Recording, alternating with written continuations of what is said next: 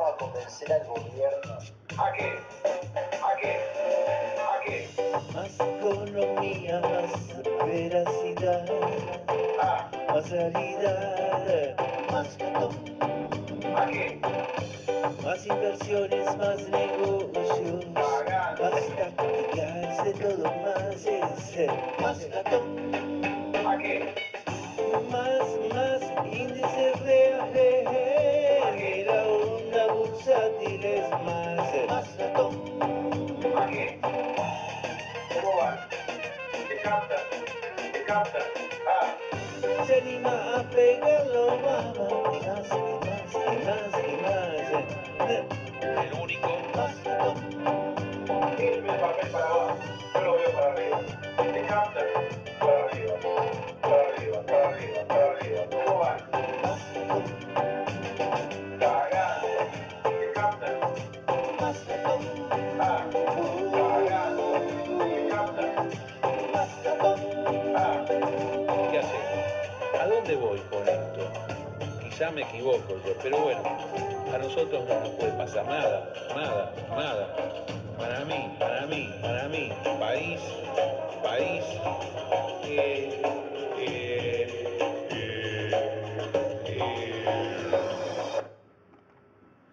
Buenas noches, aquí Carlos Maslatón, también está conmigo en la sala de transmisión del edificio Cabanac, en el piso 18 de este podcast que se llama Política Total, Germán Gegenchat, que viene compartiendo conmigo estas audiciones ya prácticamente durante los últimos 6 meses. Estamos a 23 de febrero. Son en este momento exactamente las 22:07. Este podcast será subido, estimo, en una hora y cuarto. ¿Qué es lo que tenemos esta noche como gran noticia? No como gran noticia, yo diría como lamentable noticia. La presidenta de la Nación decidió hablar, otra vez decidió hablar, y dijo cosas verdaderamente increíbles. Ya es muy difícil poder absorber el conjunto de disparates que dice la presidenta. Las frases más importantes las tienen todos en los diarios, pero en los diarios online me refiero en este momento. Pero por ejemplo dijo cosas como que hay más justicia en Londres que en Argentina, aludiendo a una resolución de hace 2 semanas de la justicia británica referente al pago o al no pago de los bonos que tenían ley inglesa de los bonos que entraron en el canje del 2005 y del 2010, producto del default argentino del año 2001. En realidad no hay ninguna decisión ahí, no hay ninguna decisión, es una resolución prácticamente abstracta, pero aun cuando fuese una resolución favorable a la República Argentina y en contra del criterio que sigue el juez Griesa en Nueva York, lo mismo, esta es una frase que no tiene nada que ver con la realidad. Después habló de nuevos planes, no sé de qué productos, televisores, colchones, y después volvió otra vez a hablar del bautismo de fuego del partido judicial. Estaban los dos candidatos del oficialismo, Daniel Scioli y Florencio Randazzo. La verdad yo no sé qué hacen los dos. Ahí Randazzo lo puedo entender, Scioli nunca, yo nunca voy a entender por qué no rompió con la presidenta en el año 2012. Hoy sería virtual presidente de la República Argentina, pero se va a quedar hasta el final con ella, va a morir probablemente con ella. Es muy difícil que Scioli, dadas las actuales circunstancias, pueda alzarse con la presidencia de la Nación, inclusive yo dudo que pueda entrar en la segunda vuelta.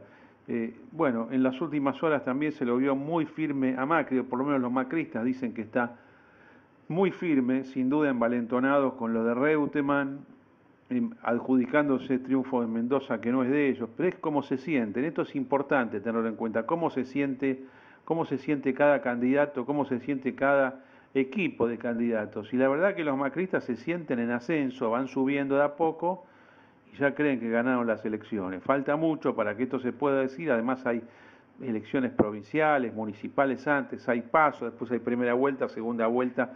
Vamos a ver si en octubre tenemos por primera vez una segunda vuelta electoral en Argentina que nunca hubo, no tuvo lugar en el año 1972 cuando regía a través de una reforma provisional de la Constitución del Estatuto de la Revolución Argentina, mejor dicho, de la reforma que hizo la Revolución Argentina de Onganía en base a su estatuto. Esto se hizo bajo el gobierno de Lanús, el ministro de Economía Morroy, que después lo mataron los montoneros, era radical. Pero después de la reforma de 1994 de la Constitución, también se intentaron segunda vuelta, pero nunca tuvimos segunda vuelta, ni en el 95, ni en el 99, ni en el 2003, ni en el 2007, ni en el 2011. A ver si tenemos una segunda vuelta electoral en este año 2015. No han habido noticias por el lado de la versión que se escuchó el fin de semana, Pino Solanas arreglando con Massa, no se sabe nada de eso. Yo por lo menos no tengo ninguna información. Sí me estoy preguntando a qué está jugando la presidenta de la Nación, qué son estas cadenas nacionales que arma, cuál es el objetivo que tienen, si ella cree que beneficia a sus propios candidatos, aunque sea Randazzo. Yo creo que esto es un perjuicio permanente. Lo mejor que podría ocurrir es que ella salga de escena, pero no puede, evidentemente no puede salir de escena. Yo veo al gobierno quebrado, desde el punto de vista de la imagen lo veo totalmente quebrado, lo veo quebrado desde Nisman en adelante. Ya venía mal, hace años que viene mal, pero con lo de Nisman yo estoy viendo prácticamente un fuera de combate. Por supuesto la política nos sorprende, el kirchnerismo que se ha recuperado un montón de veces del desastre nos ha sorprendido 4 o 5 veces, nos puede volver a sorprender ahora, pero me da la impresión que en este momento la enemistad de la sociedad con el gobierno es total y absoluta.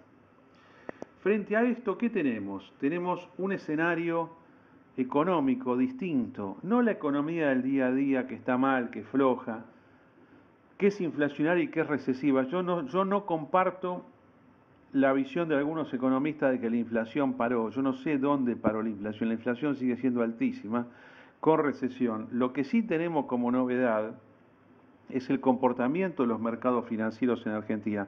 Y no estoy hablando de la relación peso-dólar que está en 13 y que para mí tiene que empezar a pegar la vuelta. Estoy hablando principalmente de lo que son los papeles argentinos, las acciones argentinas, medidas como tienen que ser medidas en términos de dólares.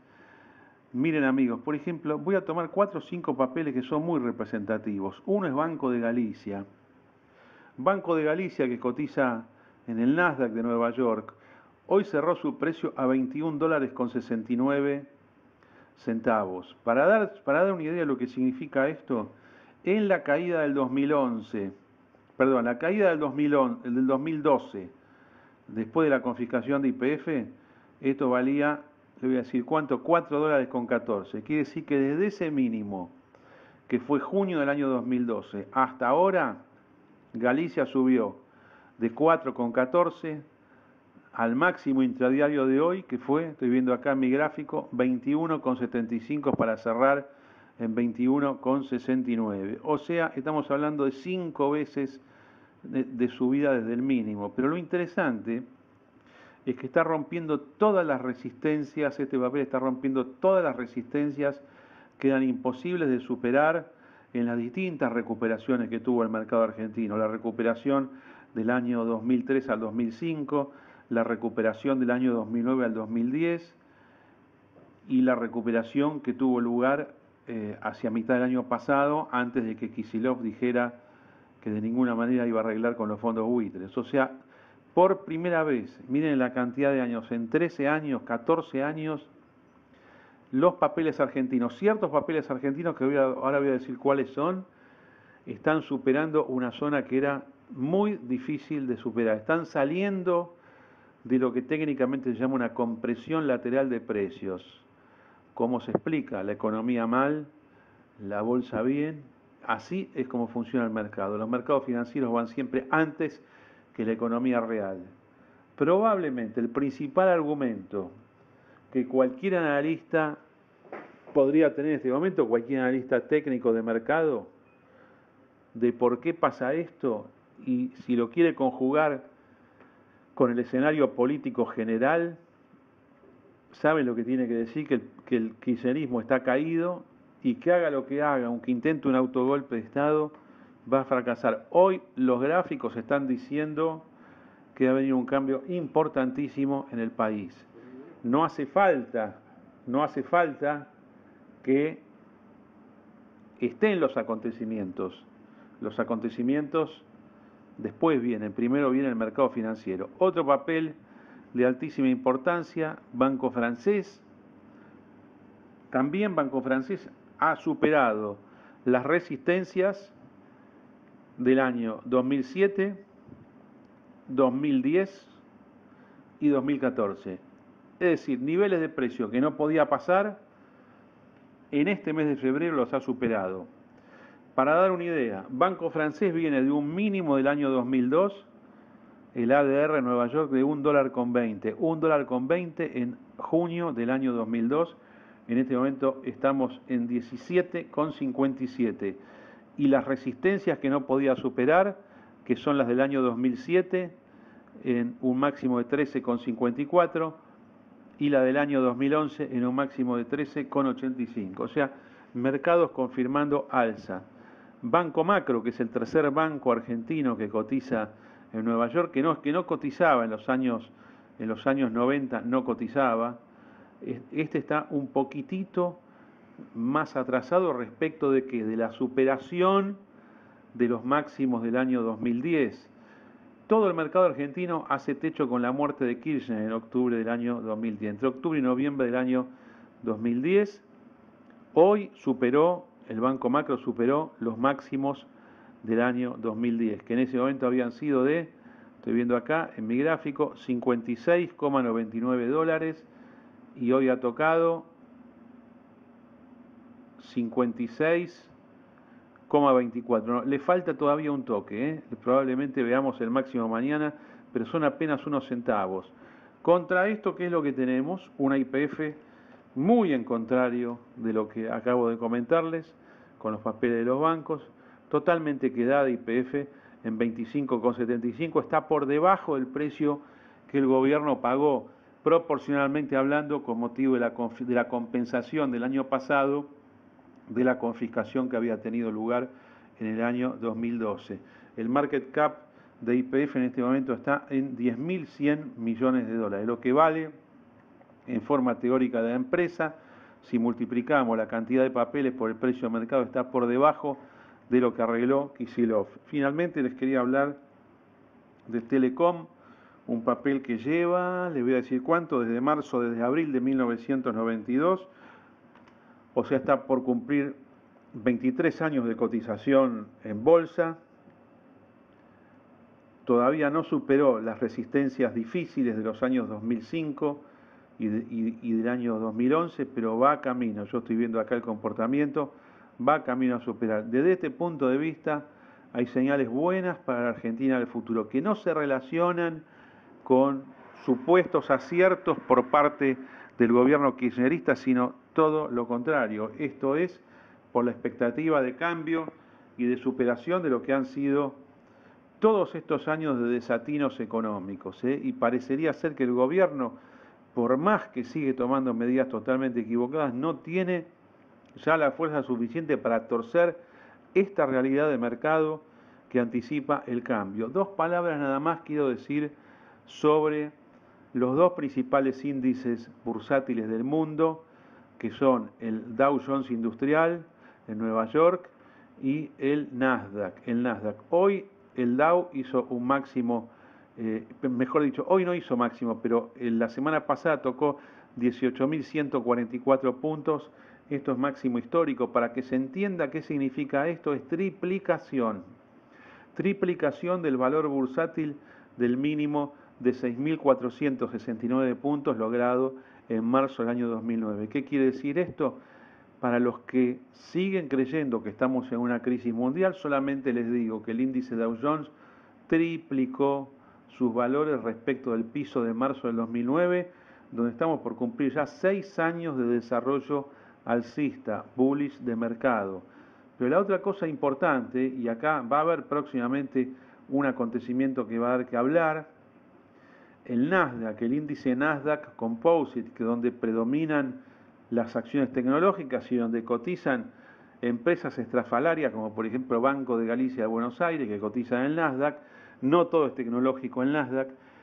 Hoy cerró en 4.960 puntos, subió apenas 5 puntos, pero se está acercando al máximo de todos los tiempos, que es de 5.132 puntos, 5.132 puntos logrados el 9 de marzo del año 2000. O sea que estamos apenas a 170 puntos, 172 puntos del máximo histórico. 172 puntos, para redondearlo, significa un 3%. Cuando esto suba 3% más del nivel que está ahora, estoy hablando del índice Nasdaq Composite, va a haber titulares importantes en el mundo.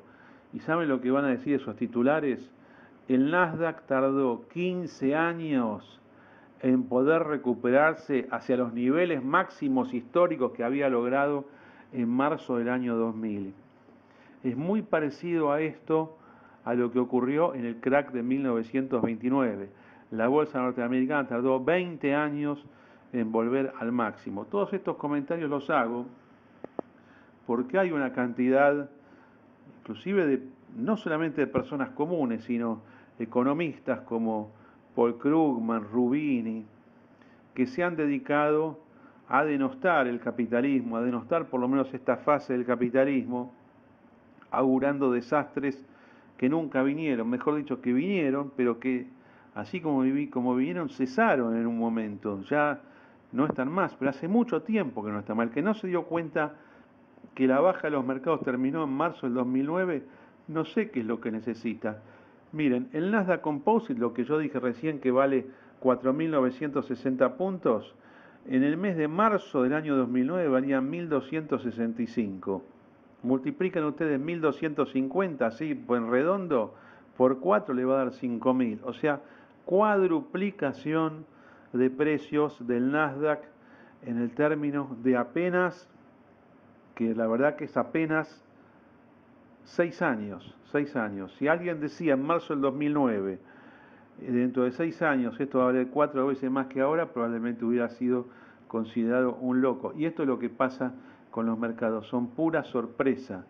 Hay otro sector que ha estado preocupando muchísimo, que es el sector petrolero. Este se mantiene en baja, se mantiene mal. La verdad que yo estoy viendo acá los índices que representan a los sectores petroleros están por el piso, no por el piso, pueden estar más abajo, pero por ejemplo lo que se llama un ETF, como el OIH, que representa al sector petrolero. Un ETF, ¿saben lo que es? Es la agrupación de diferentes acciones del sector petrolero en este caso, pero puede ser del sector aurífero, del sector bancario, lo que sea.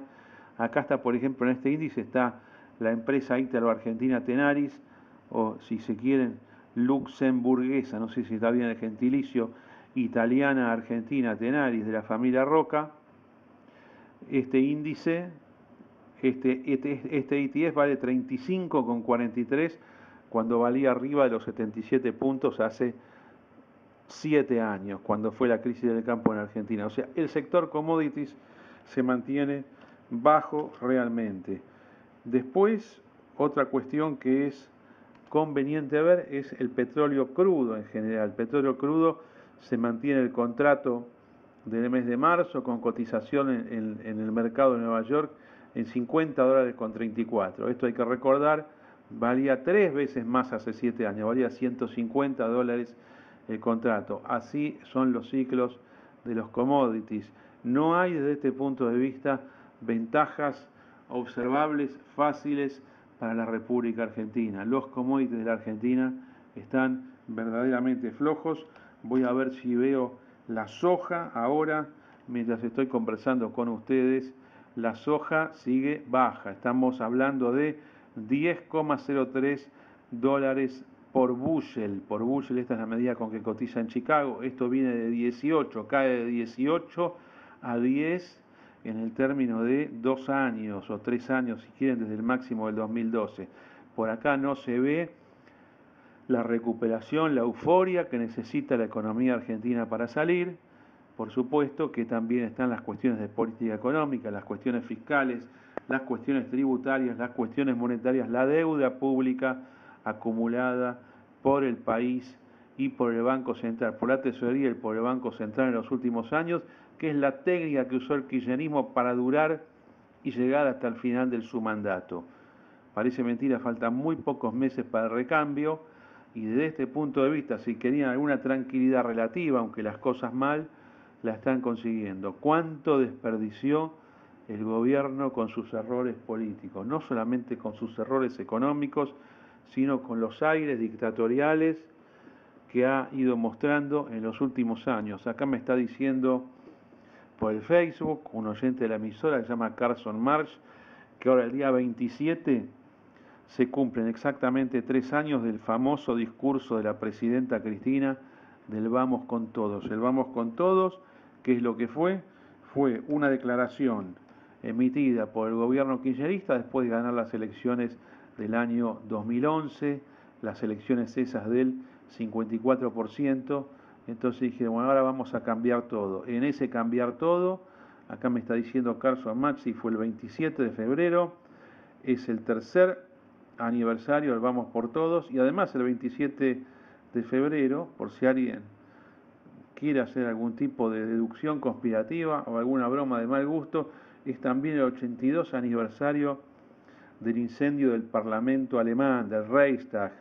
El autoincendio ese que se usó, que lo usó Hitler, fue un autoatentado, que fue el autoincendio que, bueno, le permitió avanzar hacia niveles de totalitarismo, fascismo, previos a la Segunda Guerra Mundial.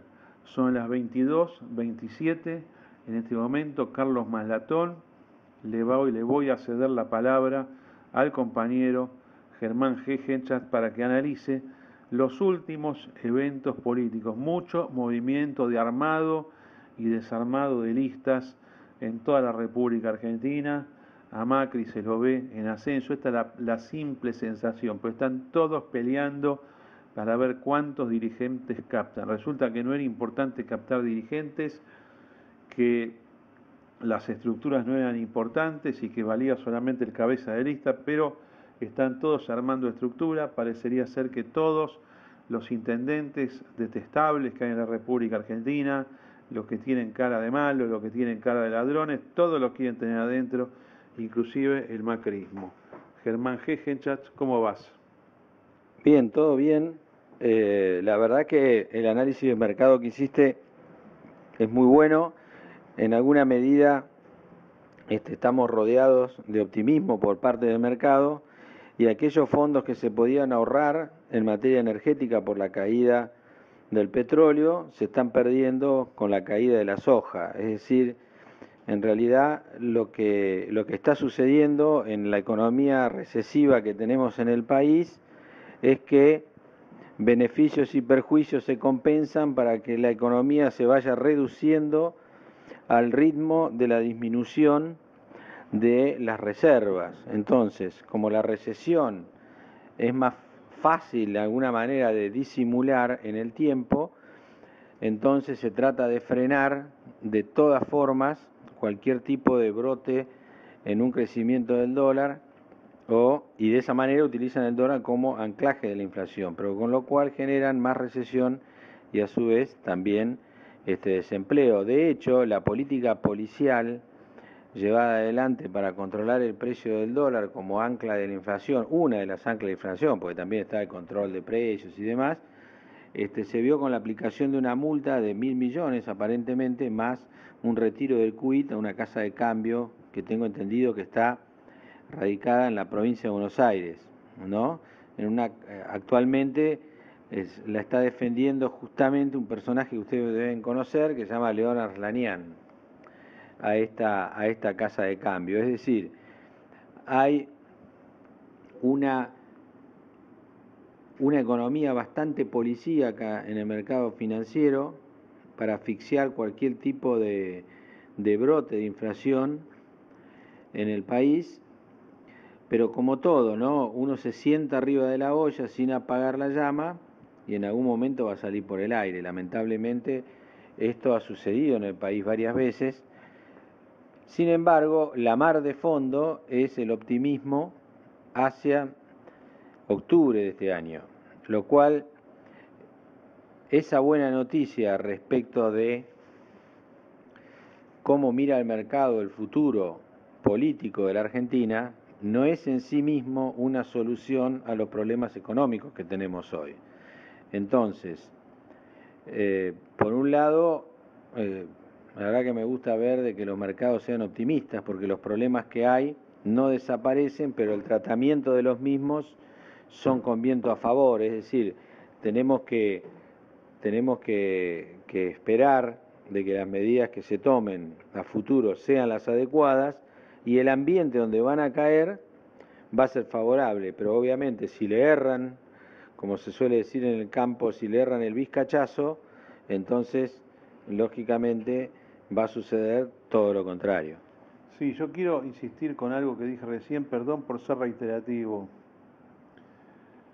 Ciertos productos argentinos, medidos a través de su valor de cotización, de su market cap, de su valor bursátil, están logrando algo que no se consiguió desde los inicios del kirchnerismo. Extrañamente, los mercados caían, iban hacia un techo y se volvían a caer, subían y se volvían a caer. Estoy hablando de grandes procesos que duraban 2-3 años, 2-3 años para arriba, 2-3 años para abajo, 2-3 años para arriba, 2-3 años para abajo, y siempre quedaron, voy a usar una palabra que no me gusta, subvaluados los activos argentinos. Entiéndase bien, no quiero decir que hay valores objetivos, pero quedaron como subvaluados respecto de lo que eran de lo que son equivalentes productos de Brasil, Chile, Colombia o Perú, por hablar de los países más cercanos, o México, o bueno, cualquier mercado que ustedes quieran de los importantes del mundo. Esto es muy significativo, se está produciendo un hecho de mercado que es totalmente novedoso, no había pasado en ninguna de las renovaciones, ni presidenciales del 2007 y del 2011, ni parlamentarias del 2005, las que eran puramente parlamentarias, la del 2005, la del 2009 o la del 2013. ¿Cuándo empezó esta subida de mercado?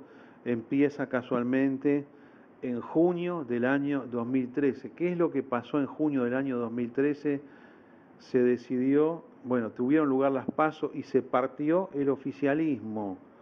Un sujeto que estaba en el Tigre, intendente del Tigre, que hacía años que no jugaba en política, decidió jugar esa partición del oficialismo que determinó que Massa sacara 40 contra su competidor Insaurralde 30, cambió la historia del mercado. Entonces, por eso yo te estoy diciendo, gente, que esto es verdaderamente importante, a vos y a todos. No había pasado esto por años, por años. Es como que estamos cambiando la dimensión. La ayuda que le está dando esto al gobierno es impresionante porque le permite mantener por lo menos cierta tranquilidad en las variables económicas. Los tipos se siguen mandando todas las macanas juntas. Pero miren, esto que estamos viendo en este momento en los mercados argentinos no se dio en Caracas, Venezuela. Caracas, Venezuela. Yo me acuerdo una vez hice un estudio de la bolsa venezolana para un sitio norteamericano. Armé todo el sitio de Venezuela en ese sitio norteamericano, básicamente en la empresa Patagon.com, que fue una creación argentina. Y esto lo hice en el año 2000. Ya estaba Chávez, pero la bolsa venezolana tenía en ese momento como 100 acciones cotizantes y operaba 25 millones de dólares por día. Era más grande que la bolsa argentina. Nadie lo puede creer, ¿no? Lo que digo, pero era más grande. Pero después de ahí fue siempre para abajo.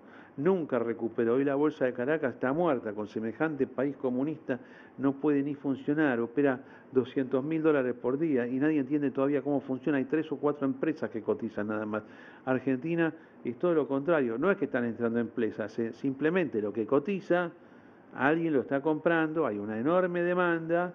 ¿Y para qué es esta enorme demanda? Bueno, simplemente porque se supone que van a venir tiempos mejores. Esto yo creo que favorece a toda la oposición política, lo favorece tanto a Macri como lo favorece a Massa, pero también le permite al gobierno tener tranquilidad. En este contexto estamos teniendo el inicio de la campaña electoral o la preparación de la campaña electoral y te pido, Gegenchat, si me actualizás lo que haya de noticias del día de hoy, cómo van los armados, ¿Cómo le está yendo en tu percepción a Massa y a Scioli? ¿Scioli tiene que cerrar algo o no tiene ninguna cosa para cerrar?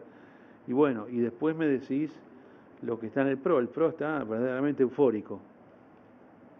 Bueno, vamos a empezar con el tema el escenario general, digamos.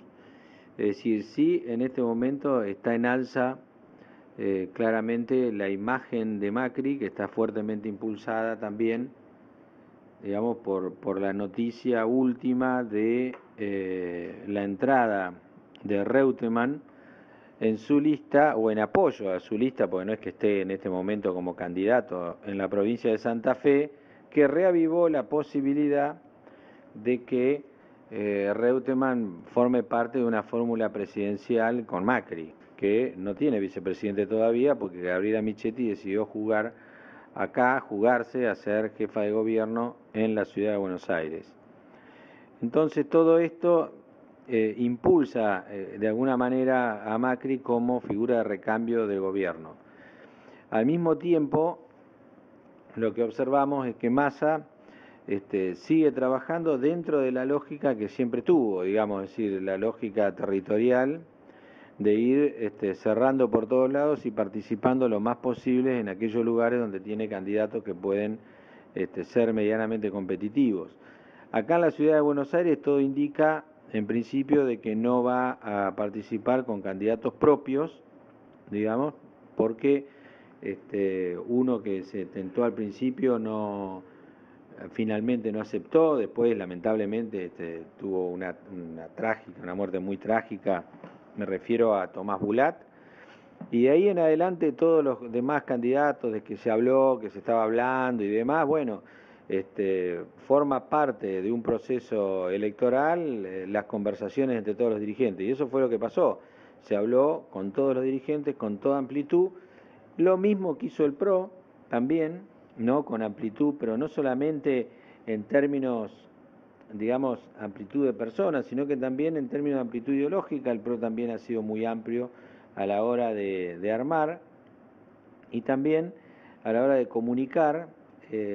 Ha tenido una comunicación realmente buena últimamente, digamos, o sea, su política comunicacional ha sido muy buena, y esto en alguna medida explica esta idea de que el PRO avanza, lo cual en alguna medida no está todavía reflejado concretamente en las encuestas. Hay que ver qué encuestas vienen con el cierre del mes de febrero, porque vieron que normalmente a fin de mes largan en la última semana una encuesta, le ponen fecha del último día hábil y sale como la medición a febrero, digamos del mes de febrero, en este caso del 2015. Me da la impresión que ya deben de estar trabajando. Tengo la idea de que 2 consultoras están trabajando en eso, no sé si van a dar resultado o no, pero están trabajando para hacer una especie de cierre, ¿no? de febrero, largando encuestas a la opinión pública.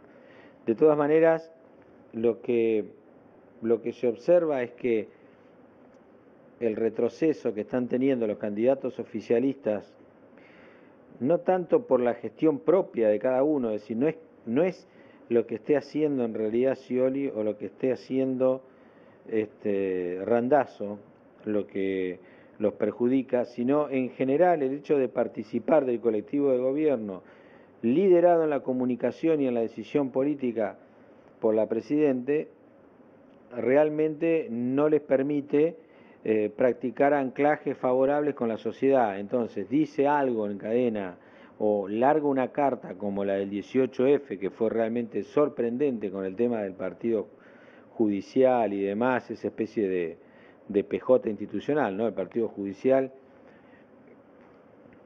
impugnándolo de esta manera y demás, obligó a los candidatos, o por lo menos aceptaron sumarse a esa crítica. El más contundente de todos fue Randazzo a la hora de suscribir, digamos, la carta. Después Scioli utilizó un eufemismo, dijo que no es bueno que se politice la justicia ni que se judicialice la política, lo cual significa prácticamente dictarse una autoamnistía. Es como firmar la carta del 18 pero con tinta blanca, o sea que no se note, porque la frase queda lindo, pero lo que significa es, muchachos, ¿saben qué? Lo que yo les propongo es, ustedes vivan tranquilos, pero no se metan con los negocios del poder. Entonces, en realidad, todo el arco oficialista está apoyando, bajo sus idiomas particulares, las decisiones de encuadramiento de los últimos hechos políticos que propone la Presidenta. Es decir, dentro del Frente para la Victoria, ninguno de los candidatos que en principio participarían de una interna están diferenciándose. O sea, nadie está haciendo un paso al costado, sino que dentro de esa avenida caminan o con botines, con zapatillas, de distinta manera, pero todos caminan en la misma dirección y dentro del mismo colectivo. En este sentido, todo el deterioro que sufre el gobierno, ¿a dónde va? Es decir, los votos que pierde el gobierno, ¿a dónde van?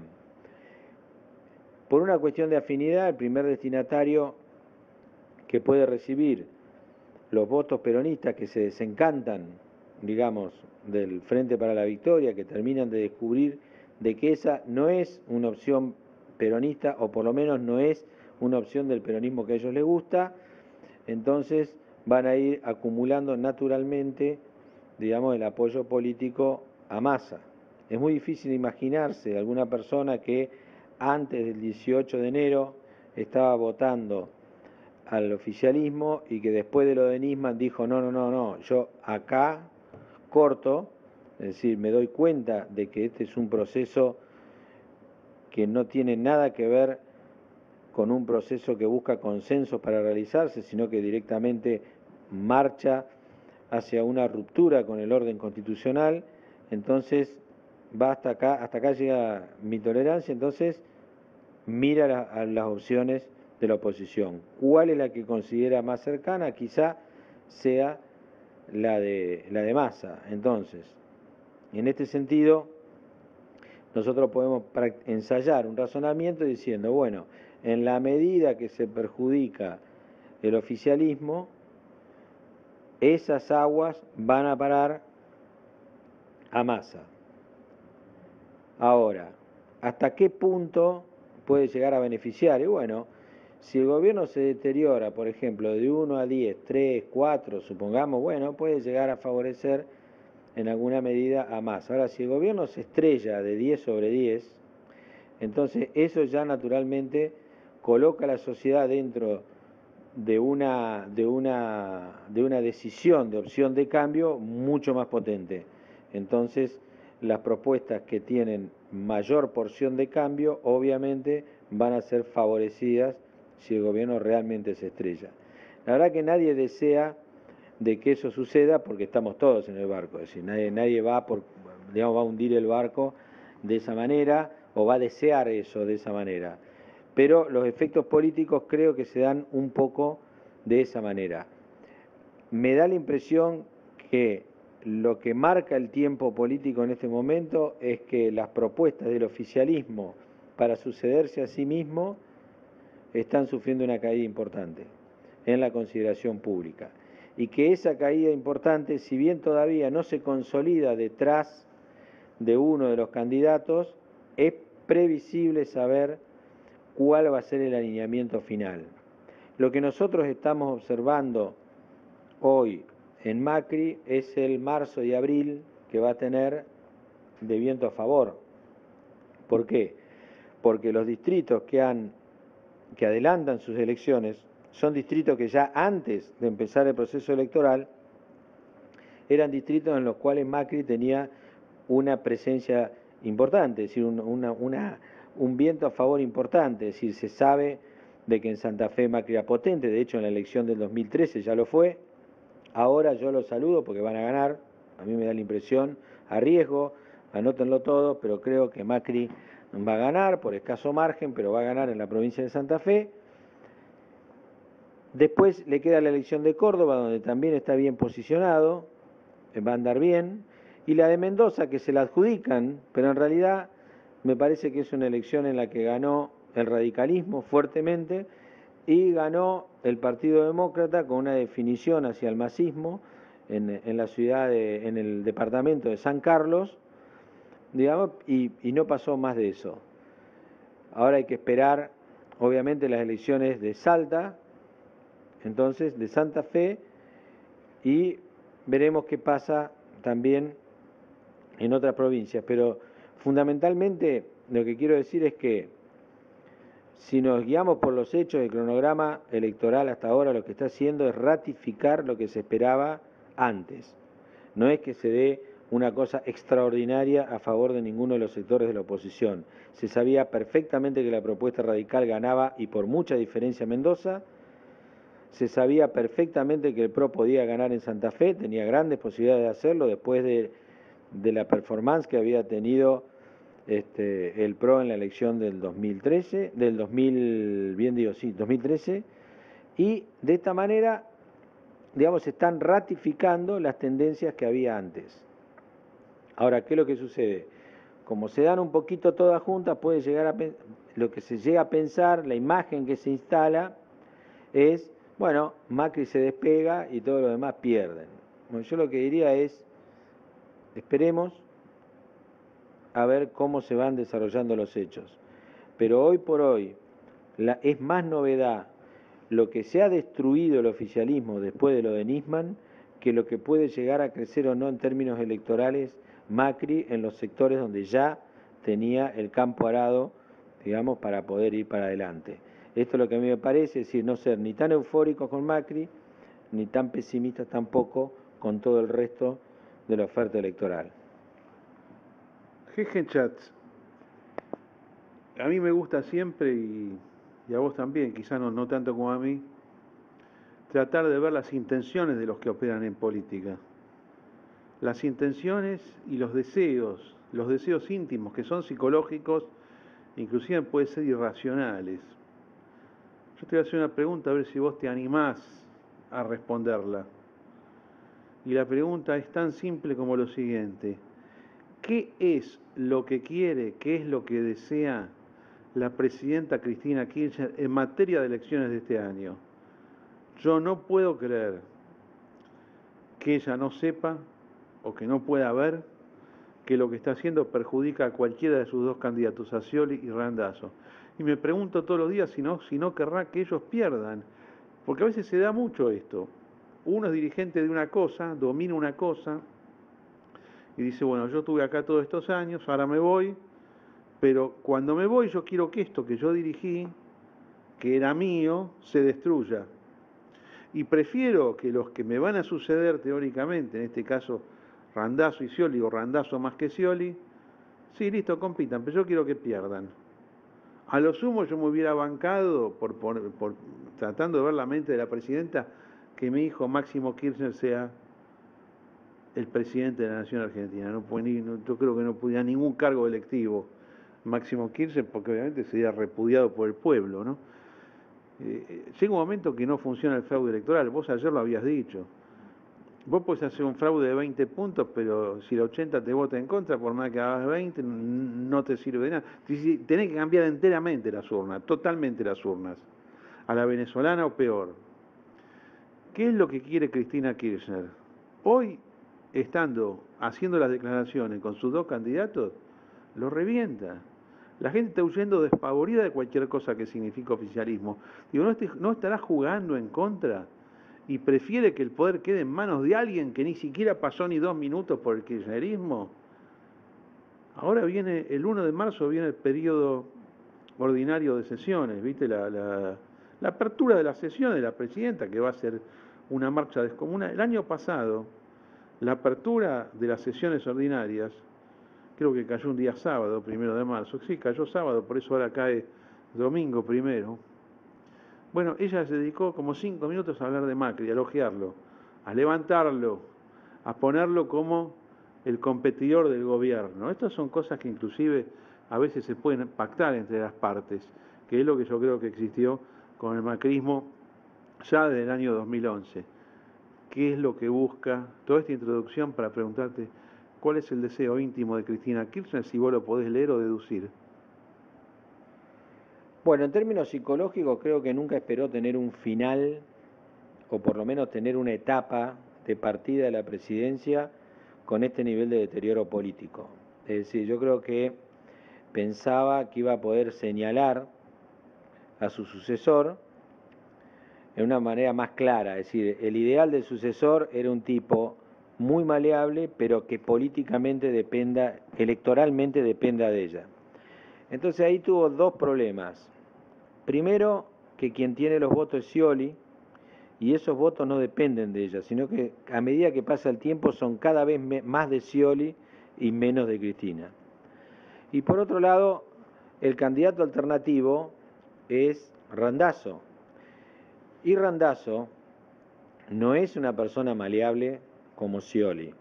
Es decir, Randazzo le gusta porque tiene pocos votos propios, pero no creo que le guste mucho la personalidad de Randazzo para el día de mañana. Entonces, en estos términos, creo que apunta a perder en este sentido. Es decir, dice, me voy con el currículum de los enemigos, es decir, los enemigos que tuve, le dicen a la sociedad lo buena que fui y cómo me voltearon. Es decir, los fondos buitre, el partido judicial. O sea, fíjense que lo que está haciendo es etiquetar a los enemigos que mañana los va a indilgar como causa de toda una especie de mega conspiración contra su gobierno. Entonces no puede hablar de golpe de mercado, porque vos claramente diste las señales de que no hay ningún golpe de mercado en marcha, ni nada que se le parezca. Es más todavía, digamos, es bastante suave, digamos, la economía respecto de el desmoronamiento político que hay. Pero tiene un problema también con esa construcción, digamos, porque esa construcción es buscar un proceso tipo Bachelet, ¿no? Eligiendo el Piñera argentino, que vendría a ser Macri en este caso, pero tiene un problema de diferencia de escenario. O sea, Bachelet terminó un gobierno bien, no mal. Terminó con un 80% de imagen positiva, no tanto porque pudiese volver, sino porque se estaba yendo bien. En realidad, se estaba yendo sin querer quedarse eternamente y con un país que estaba bien. Entonces vino Piñera, hizo un gobierno que podrá juzgarse como quieran, pero la verdad es que Bachelet tenía caudal político para volver y volvió. Lo mismo pasó en Uruguay. El problema es que acá, ese currículum de enemigos que está queriendo formar como plataforma épica y mística para adelante, en realidad está compensado con creces, creo, por un prontuario, ¿no?, de hechos que están en manos de la justicia, que tienen que ver con el aparato recaudatorio que se puso en marcha en el año 2003, agravado por el vínculo con el caso de Nisman, que más allá de lo que resuelva la justicia, que seguro que no lo va a resolver en 4 años, pero sí lo que sucede es que la gente cree que no murió de muerte natural. Lo que cree es que naturalmente lo más probable es que lo hayan matado, o que haya sufrido estos famosos suicidios por mano propia, homicidios, perdón, por mano propia, como los que venimos teniendo desde hace años, y que lo hemos enumerado acá inclusive, y han sido enumerados en artículos también que se han publicado de diversos autores. Entonces, el problema que tiene es que va hacia una derrota autoinfligida, pero autoinfligida no solo por los hechos de este año, o no es una decisión estratégica, termina siendo forzada por los hechos. Pero vos me estás diciendo que es inconsciente entonces. Yo digo que puede ser consciente también. Eso es lo que yo creo. Lo está haciendo a propósito. Está tratando, lo que yo creo que está tratando de racionalizar lo que es un fracaso absoluto con algo deliberado. En realidad, a mí me parece que en términos psicológicos piensa que está en el dominio de la situación y lo que se ve de afuera es que está en caída libre, sin retorno. A mí me parece que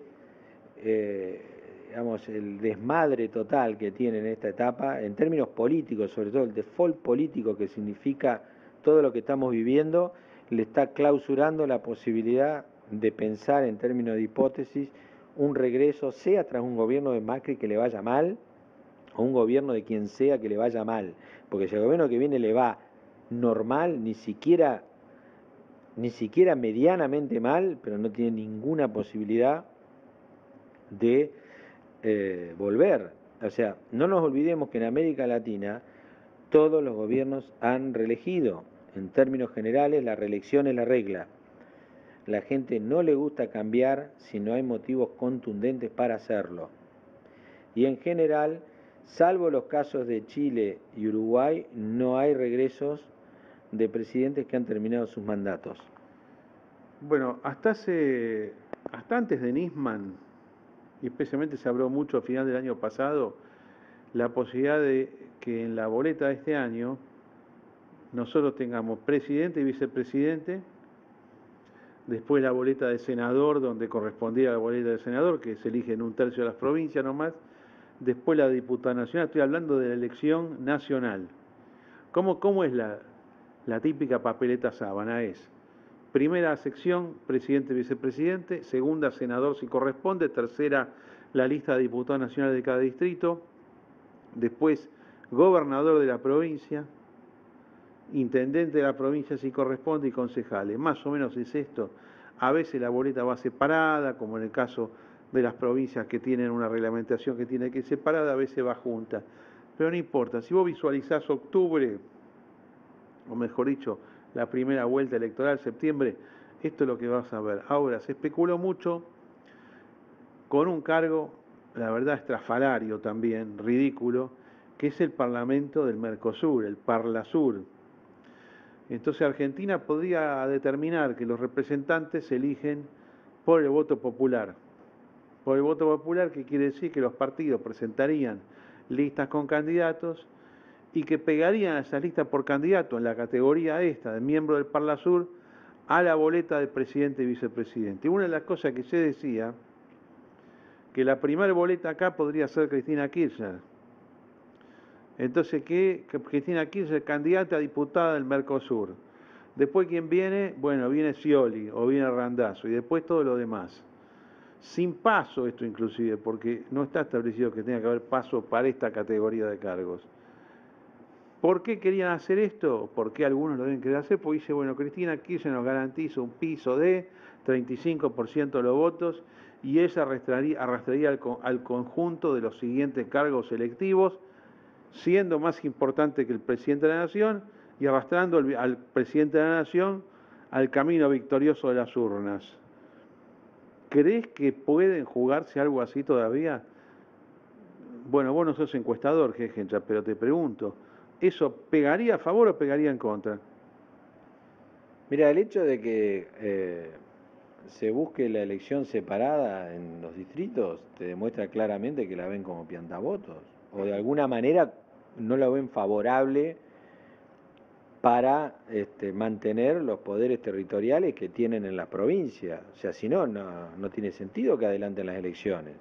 La capital, por ejemplo, no adelantó las elecciones porque Macri iba a ser candidato a presidente, entonces juega el arrastre propio que puede tener. Pero digamos, si no, no es tampoco una cuestión institucional o algo así por lo cual no las haya, digamos, modificado de cómo venía. Digamos, acá gana cómodo, entonces bueno, lo hace separado, de paso nadie puede arrastrar nada. Acá en Capital, vos te imaginás, el Frente para la Victoria estaba hablando entre Cabandier y Recalde y demás como candidatos para encabezar la primera o la segunda categoría a elegirse en la ciudad, es decir, jefe de gobierno, legislador. ¿Vos te imaginás lo que es esa lista? En la capital. Es decir, a ver, el problema que hay en realidad es que se agota el espacio en donde vos obtenés los votos. ¿Por qué se agota? Porque cuando vos tenés los eventos que tenés como ahora, el caso de Nisman y demás, ya no es un tema si me gusta Cristina o no me gusta Cristina. De nuevo, el anclaje de la elección es el sistema mismo. Porque lo que la gente vio es que se cruzó una línea que es jugar dentro del sistema. Es decir, vos estabas jugando de golpe al fútbol y un equipo se puso a taclear gente y el referee miró para otro lado. Entonces, realmente se cambiaron las reglas de juego. O sea, que un fiscal desaparezca como sucedió, en la circunstancia que sucedió, 24 horas antes de hacer una denuncia, digamos, en el Congreso.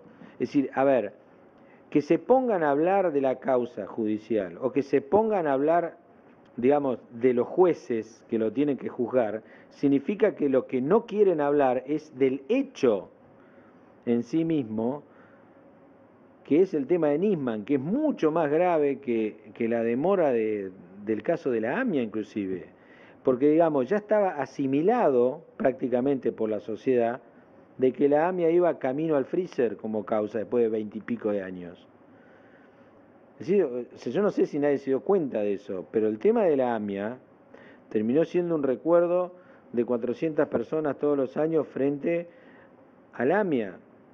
Yo digo, a ver, no lo estoy minimizando al tema, lo que digo es que se rutinizó un recuerdo y a su vez la inexistencia de definición sobre un caso. Ahora, el tema de Nisman no solo que repotenció el tema de la AMIA, sino que además todo el Poder Judicial dijo, ahora resulta que si nosotros vamos en contra podemos llegar a fallecer, digamos. Y toda la población se dio cuenta de que no hay límite. ¿Pero por qué no hay límite? Porque la respuesta al hecho mismo fue una escalada en las agresiones a la víctima, que ya venía de antes, pero se escaló. O sea, fue como que no hubiese pasado nada. Esto es como que, a ver, Bergoglio era papa y le seguían diciendo que era genocida después. Y hoy estarían diciendo lo mismo. Es decir, cuando sucedió lo de Bergoglio, del estupor se cambió de posición inmediatamente. Hubo estupor, principio de rechazo, aceptación, aplauso y foto. Pero acá no sucedió así. Acá lo que sucedió es, venía con los tapones de punta, afilé los tapones y seguí después. Entonces, hoy se dicen frases, o sea, yo creo que la sociedad percibe símbolos que a veces, para lo que estamos todos los días sobre el diario, son detalles capaz un poco irrelevantes. Pero hay que pensar de que la gente lee título y bajada, no analiza mucho más, no lee mucho más. ¿Y qué es lo que ve en el título? Por ejemplo, que Aníbal Fernández dice, se metieron donde no se tienen que meter, por ejemplo. ¿Cómo cae eso en una sociedad que quiere una administración de justicia mucho más eficiente? En todos los casos, o sea, no solo en el tema de Nisman, sino en todo el contexto de inseguridad en donde cae y en el contexto de gran cantidad de causas contra el poder que vienen con definiciones que parece que están esperando la muerte de los acusados, como viene sucediendo desde hace más de 20 años. Entonces, la verdad es que la sociedad no quiere más de que los casos de corrupción, por ejemplo, cumplan bodas de algodón, de plata, de oro, de diamante y todo sin tener ninguna resolución que no hace más que poner en evidencia el matrimonio de la justicia con el poder para que nada llegue a una condena. Es decir, nadie santifica a los miembros del Poder Judicial que fueron a la marcha. Hay algunos que pueden zafar, pero es la excepción. La mayoría han acompañado al poder, no solo a este gobierno, lo han acompañado al poder. Y un ratito antes que sienten el cambio de poder y empiezan a ajustar. Ahora, en este caso, la respuesta a este proceso que desde 1983 y desde antes también venía dándose de una manera medianamente pacífica, si se quiere, en el país, la muerte de Nisman agravó el sistema. O sea, lo que hizo fue mostrar, digamos, que eso tenía un empeoramiento. Pero además se reveló otra cuestión adicional, que es los niveles de aprete, carpetazo y utilización de los sistemas de inteligencia para reventar opositores en el país. Es decir, esta forma de hacer política, ¿qué tiene de democrática? ¿Qué tiene de pacífica? Y por otro lado, uno siembra las tempestades que corresponden. O sea, el gobierno también, o sea, digamos, por más que uno quiera ser suave, sembró esto que está recibiendo. Y lo sembró con ahínco, dedicación y eficiencia. Entonces, es muy difícil responder con propuestas a agresiones físicas. y además con amenazas. En pleno proceso electoral, salió, yo no me acuerdo el nombre, pero a decir como que iba a ser una campaña electoral violenta. Yo no sé si se refiere a la forma de hablar, que eso viene diciendo hace rato, o si se refiere a otra cosa. Pero después de la muerte de Nisman, si alguien dice que van a salir con los tapones de punta, no va a pensar de que es una frase alegórica. Va a pensar que el próximo paso es que suceda algo raro como sucedió con Nisman. Entonces, yo creo que todo esto es lo que hace de que el gobierno quede solo, y allá arriba la gente identifica, o sea, el votante se siente defraudado, ha tenido un golpe a su buena fe en realidad, porque hay millones de votantes de buena fe al gobierno, que ahora no lo reconocen como propio, no es el mismo gobierno que ellos votaron, no es la misma cara, entonces deciden cambiar el voto, eso es lo que cambia el poder en Argentina. Bien, Gencha, mira, yo te voy a hacer la última pregunta y con esto cerramos. Creo que es redundante, reiterativa, me disculpan, pero nuevamente, este quilombo que está armando el gobierno, ¿cómo se explica? Porque si ellos no juegan, Cristina Kirchner no juega. Cuando vos tenés a alguien que se está retirando del poder, no se comporta como se está comportando. Como ella, Aníbal Fernández, no hablan, se quedarían, no sé, como un debido. Ahora, viste, nos olvidamos que existe debido. Se queda como un vudú que de ninguna manera podría hablar porque el tipo ha caído totalmente en desgracia. Él y todos sus amigos. Pero ¿por qué hace todo esto? ¿Para qué? Tiene que tener una explicación. O es psicológica, que es la más fácil, o hay algo que no estamos viendo. Si Scioli no es de ellos, y Randazzo, que es más de ellos, no necesita esto. Randazzo se debe querer matar. O él cree que es bueno todo esto que ha pasado. Yo no creo que haya ningún kirchnerista que crea que es bueno que haya muerto Nisman. Y que crea que es bueno la gente que entiende algo, lo mínimo de política, que hay un partido judicial. ¿Por qué hacen esto? ¿Qué es lo que están ganando? Lo último. Mira, para mí la primera necesidad que tienen es impunidad. O sea, ¿cuál es el problema? Como 300 causas por tema de corrupción, a lo que se agrega el tema de Nisman. Para mí que hay una voluntad enorme, digamos, por un lado hay un descreimiento que se les acabó el turno porque estaban convencidos de que nadie lo iba a sacar. Y además se quedaron sin fondos. Otra que hay también es que se quedaron sin fondos para cometer errores o sin fondos para seguir haciendo lo que venían haciendo. Entonces, el gobierno fácticamente no está haciendo campaña electoral. Y vos mismo lo estás diciendo, no está haciendo campaña electoral, lo que está haciendo es tratando de legislar su impunidad en el Congreso y de asustar a los jueces para ver si pueden tener algo ahí. Pero no tienen nada que hacer. O sea, yo creo que es una forma de impotencia que se transforma y se lee de afuera como una especie de suicidio político. Pero la verdad es que están apuntando, todo lo que hacen lo lleva a perder. Y se lleva puesto, esto es como, viste, cuando dicen, está bien, yo me caigo pero me llevo 2, me llevo 3, me llevo todos. Bueno, eso es lo que pasa. Es decir, es lo mismo que le pasó en la elección, ¿te acordás en las famosas testimoniales donde perdieron? Que terminó la elección y Néstor Kirchner salió a atacar a todo lo que le habían cambiado la boleta abajo. ¿Te acordás? Bueno, acá pasa lo mismo. Es decir, yo creo que la presidenta dice, yo pierdo, pero me llevo todo puesto. Lo propio y hago todo el daño posible. Me parece que es eso. Vos me preguntás si eso tiene una causa psicológica o no. Yo creo que es palo y palo. Tiene una causa psicológica final, que es, después de mí no hay nada.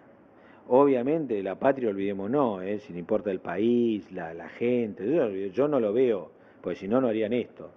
Pero lo que digo es que claramente no es que no le quiera dar la banda a otro peronista o lo que sea, no, quiere, como todos ustedes tienen la culpa, menos yo, que soy el que manda, todos ustedes son los culpables de lo que me pasa a mí, porque o no me avisaron, o me asesoraron mal, o ejecutaron mal las cosas que dije, o lo que sea, pero quien manda, de acuerdo a lo que nosotros hemos visto, en este caso por lo menos, no va a asumir ninguna culpa de lo que sucede, pero sí se siente legitimada para destruir todo porque se cree que es de ella.